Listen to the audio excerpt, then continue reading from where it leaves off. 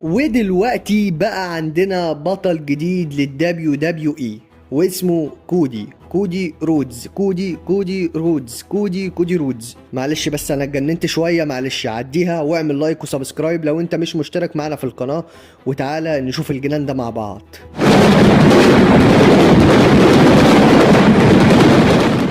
والله يا رجاله انا ما كنتش ناوي اعمل فيديو واتكلم عن القرف اللي حصل ده، بس قلت معلش هاجي على نفسي واتكلم شويه عن ليه كودي هالك رودز هوجن فاز باللقب من جديد. فروق معايا كده واسمع للاخر. تمام، بما ان في بطل جديد للدبليو دبليو اي يبقى اكيد خطط راس المنيا باين انها اتغيرت تاني ايه، عاشر باين. تمام، نيجي كده من البدايه. كودي خسر ماتش التشامبر عادي جدا، نعم بسبب درو ماكنتاير، حلو.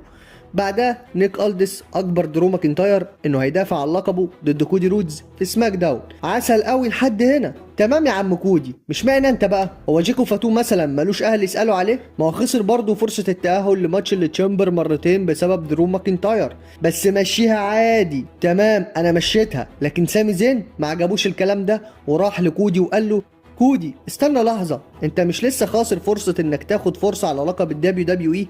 ازاي دلوقتي فجأة بقيت المنافس الأول على اللقب؟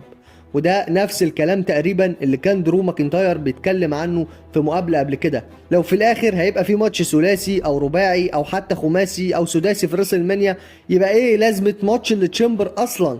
تمام، هنرجع للنقطة ديت كمان شوية. المهم في المين ايفنت بتاع عرض سماك داون كان عندنا ماتش بين كودي رودز ودرو ماكنتاير. الماتش كان فيه الحاجات اللي بتحصل كل مرة، زي مثلا ان الحكم يتضرب والكلام ده كله، لكن بصراحة الماتش كان كويس جدا، الحق لازم يتقال. المهم في وسط ما درو كان بيستخدم الكرسي ويضرب بيه كودي، جيكوب في الوقت ده دخل ومنع درو ماكنتاير، وبعدها كودي بيعمل السوبر كاتر وبعدها الكروس رودز وبيعد وياخد الثلاث عدات، وكودي كسب الماتش، وبكده بقى هو بطل الدبليو دبليو اي الجديد. ودرو ماكنتاير كلب وراح حرفيا. ايه ده بقى؟ نفسي اعرف، قول لي ده ايه معناته؟ ايه هو انت عبيط ولا بتستعبط عشان ابقى فاهم بس؟ ولا انت تعالى لي انت بس، تعالى لي انت كمان، تعالى لي انت ازاي قابل على نفسك كده؟ يا عم ابوس ايدك خلص عادك مع الشركه ديت وروح الاي اي دبليو يا عم، والله هناك هتتقدر وتاخد حقك. اصل كفايه كده بجد، اصل والله كفايه، الواحد قرف وجاب اخره، والله الواحد صايم ومش قادر يتكلم اكتر من كده. يا ابني يا حبيبي عايزك تفهم ان الدنيا كلها ضدك هناك، الاداره وكله واقف ضدك، وده في الحقيقه مش في السيناريو. انت ما فيش حد في الشركه دي بيدعمك غير الروك، عشان نكون على نور يعني، غير كده ما فيش. تريبل اتش اصلا ما كانش عايز يديك اللقب، فانت بقى تفهم، اللي بيفهم يريح. فيا حبيبي اخر فرصه في حياتك المهنيه ولازم تاخدها، وهي انك تروح لاي دبليو، غير كده ما تلومش غير نفسك واقعد اندب بقى خميس وجمعه. لكن لو هنتكلم عن اداء فبصراحه الماتش كان كله قوي جدا، وكودي كمان باع الاصابه بشكل ممتاز طول الماتش، لان درو كان مركز يضربه في كل حته في جسمه. لكن اهم حاجه دلوقتي ان كودي رودز بقى بطل الدبليو دبليو اي، وكمان اعلنوا رسمي ان كودي هيلعب المين ايفنت في راسل مانيا ضد راندي اورتن على لقب الدبليو دبليو اي. حتى عرضوا الجرافيك الخاص بالماتش، وكده خلاص الماتش بقى رسمي وشكله مش هيبقى فيه اي تعديلات. دلوقتي بقى فكره ماتش بطوله الدبليو دبليو اي في راسل مانيا كانت بصراحه طول السنه في حاله لخبطه شويه، بل وكمان لو رجعنا للسنه اللي فاتت كان في خطط مختلفه تماما. واحدة من الخطط الأصلية كانت إن إحنا أصلا نشوف كودي رودز ضد رومان رينز على لقب الدبليو دبليو إي، وكان في خطط تانية بتقول إن الماتش ممكن يكون كودي رودز ضد سي ام بانك على نفس اللقب. لكن في شهر واحد اللي فات درو ماكنتاير كسب الحزام، وساعتها التقارير قالت ان الاداره كانت حاسه انها محتاجه تقلب الدنيا شويه عشان الجمهور تبطل توقعات.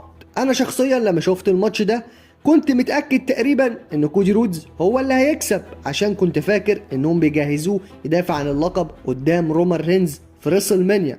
لكن اللي حصل ان درو ماكنتاير هو اللي كسب، وده فعلا قلب الحسابات شويه وخلى الدنيا مش متوقعه خالص بخصوص اللي ممكن يحصل بعد كده. كمان كان في تقارير بتقول ان ممكن نشوف ماتش فيه اكتر من مصارع. في الاول قالوا ممكن يبقى ماتش ثلاثي ويدخلوا معاهم جيكوب فاتو ويبقى درو وجيكوب وكودي. بعد كده التقارير قالت ممكن يبقى رباعي ويدخلوا مع الثلاثه اللي فاتوا راندي اورتن. وبعدين الكلام كبر شويه وقالوا ممكن يبقى خماسي ويحطوا معاهم سامي زين. وبعدها حتى ظهر كلام انه ممكن يبقى سداسي كمان، خصوصا بعد ما أليستر بلاك كسب راندي اورتن. يعني كان في كميه كبيره من الاشاعات والتوقعات حوالين فكره الماتشات المتعدده. لكن دلوقتي رجعنا تاني لفكرة ماتش الواحد ضد واحد، وبحسب تقارير من مواقع زي بي دبليو انسايدر وفايت فول وبادي سلام دوت نت وسيلف ميد بي دبليو، فان قرار الماتش الرسمي يبقى كودي رودز ضد درو ماكنتاير على لقب الدبليو دبليو اي اتاخد تقريبا من حوالي شهر. وحسب التقارير المختلفة اللي طلعت فباين ان القرار النهائي اتاخد تقريبا في بداية شهر 2، ان ماتش بطولة الدبليو دبليو اي في راس المانيا هيبقى بالراندي اورتن وكودي رودز. وموقع فايت فول قال انهم كانوا سمعوا الكلام ده فعلا، لكن في الوقت ده ما خدوش الموضوع بجدية، والسبب ان ما كانش في طريق واضح يوصلنا للماتش ده. وقتها كان درو ماكنتاير هو البطل، وماتش الاليمينيشن تشامبر لسه ما اتعلنش عنه حتى. فالسؤال كان طيب ازاي اصلا هنوصل لنقطة ان اورتن يواجه كودي على اللقب؟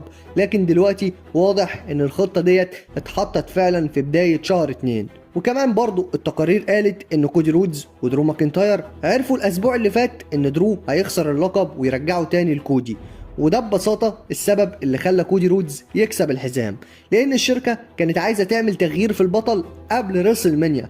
لكن في سبب تاني كمان اتقال في تقرير تاني من بادي سلام دوت نت، وهو عن الخطة لدرو ماكنتاير في راسل مانيا، واللي باين انها هتكون درو ماكنتاير ضد جيكوب فاتو.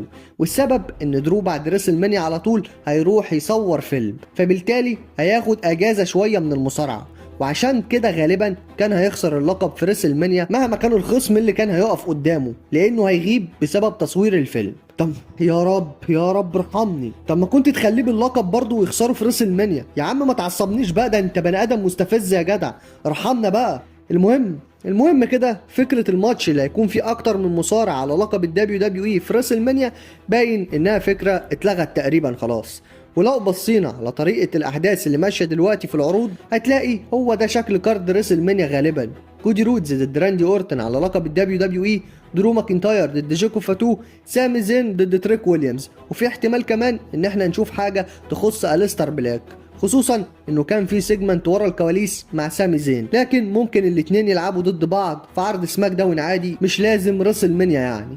وبما اننا جبنا سيرة سامي زين ففي خطة كبيرة لسامي زين في راسل مانيا. سامي زين هيلعب ضد تريك ويليامز، والشركة هنا هتعمل نفس فكرة ماتش ستيف اوستن وبريت هارت في راسل مانيا 13، الماتش اللي حصل فيه دبل تيرن. يعني ببساطة سامي زين هيتحول لهيل وتريك ويليامز يتحول لفيس. ولو ركزت شوية في العرض ممكن تلاحظ ان في حاجات كتير بتلمح للحاجة ديت، لان سامي زين كان واضح جدا انه متضايق ومحبط انه مش بياخد نفس فرص البطولات اللي كودي رودز بياخدها. حتى راح لراندي اورتن وقال له تقريبا انا محتاج اعمل ايه عشان ابقى بطل عالم اكتر من مره زيك، وراندي قال له بالبلدي كده خليك اناني يا سامي. فغالبا كده احنا قدام 3 ماتشات واضحه في ريسل مانيا بدل ما يحطوا كل الاسماء ديت في ماتش واحد على لقب الدبليو دبليو اي. وفي كمان كلام مهم كتبه ديف ميلتزر، قال انه رغم ان الدبليو دبليو اي بتحاول تقول للناس انها مش بتسمع كلام السوشيال ميديا، لكن الحقيقه ان معظم التغييرات اللي حصلت بعد فوز درو ماكنتاير باللقب كانت بسبب تعليقات السوشيال ميديا اللي كانت بتقول ان العروض بقت متوقعه جدا. واحد من الناس جوه الشركه قال ان الموضوع بقى صعب شويه لان المجتمع اللي على الانترنت نقدي جدا، وقال ان المشكله انك لازم تفرق بين النقد الحقيقي والناس اللي بتهاجم اي حاجه الشركه بتعملها وخلاص. يعني ناس بتقول ان كل حاجه سيئه حتى لو مش فاهمين اصلا تاثيرها على البيزنس. كمان اتقال ان الوضع كان ممكن يبقى اسهل لو تريبل اتش ما كانش بيحاول دايما يبقى زي المهندس العبقري اللي بيغير الاتجاهات طول الوقت، لان التقارير بتقول ان الدبليو دبليو اي شايفه ان العروض بقت متوقعه شويه الفتره الاخيره. وكمان في مثال على ده زي فوز أليستر بلاك على راندي اورتن قبل عرض الاليمينيشن تشامبر، كان برضو عشان الناس ما كانتش متوقعه النتيجه ديت. المشكله ان الحاجات ديت لو حصلت مره او مرتين تبقى مفاجاه حلوه، لكن لو حصلت كتير جدا فالعروض هتبدا تحسسك انه بيحصل فيها حاجات عشوائيه كتير، وساعتها الجمهور هيبدا يشتكي زي ما كان بيشتكي ايام فينس ماكمان، وهي ان العروض مش باين لها اتجاه واضح. وفي الاخر ميلتزر قال نقطة مهمة جدا، قال لو القصة متوقعة شوية فده غالبا معناه ان القصة اصلا بتتحكي بشكل كويس. يعني من الاخر لو تقدر تتوقع القصة رايحة لفين فده مش معناه ان القصة وحشة. طب ليه؟ لان القصة كانت بتزرع البذور ديت من بدري عشان توصل للنهاية ديت. يعني التوقع هنا كان نتيجة ان القصة بتتبني صح، وعشان كده الموضوع دايما بيبقى فيه توازن صعب. انا شايف مثلا ان درو ماكنتاير لما كسب اللقب في بدايه السنه كانت حركه غير متوقعه، وكلنا اتفاجئنا لان مفيش حد كان يتوقع ان درو يطلع كسبان اللقب.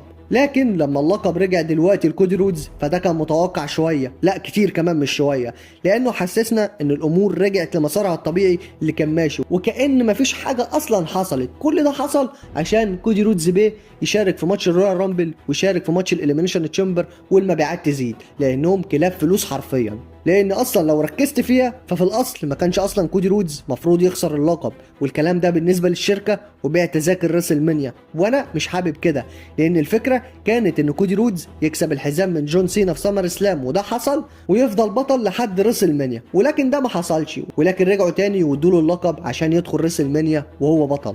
لكن اللي حصل في النص كان مجرد لفه صغيره في القصه، ورغم كده طلعنا منها باحداث وقصص حلوه، وفي النهايه التوازن بين المفاجأة والقصة المنطقية مش سهل أبدا.